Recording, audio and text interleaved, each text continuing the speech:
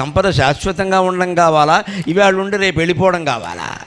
అసలు లేకపోవడమే మంచిది. ఇవాళ ఉండి రేపు వెళ్ళిపోవడం కంటే లేకపోవడం మంచిది. ఎందుకంటే బతికి చెడ్డవాడు అంటారు. ఎవరో కోటీశ్వరుడు ఉంటాడు, వాడు ఉన్నట్టుండి కూటికి లేనివాడు అయ్యాడు అనుకోండి, లోకంలో ఇంకా బతకలేడు వాడు, ఆ ఊరు వదిలేసి వెళ్ళిపోవలసింది. అందరూ ఆక్షేపిస్తారు. వాడి దారిని వాడు రోడ్డు మీద ఎడుతున్నా సరే, ఒకప్పుడు బాగా ఉండేడమ్మా ఇవాళ ఇలా అయిపోయాడు అంటారు. వెంటనే వాడు వెనకాలే కామెంటరీ. ఇవాళ ఆ కామెంటరీ కూడా అవసరం లేదు, స్మార్ట్ ఫోన్లో పెట్టేస్తారు వాడు ఫోటో తీసేసి.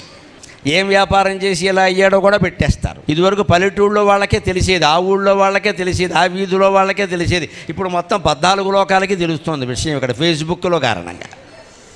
ఇక మనం ఇక్కడ కాదు, ఏ దేశం వెళ్ళలేం కదా, పెద్ద కర్మ ఇది.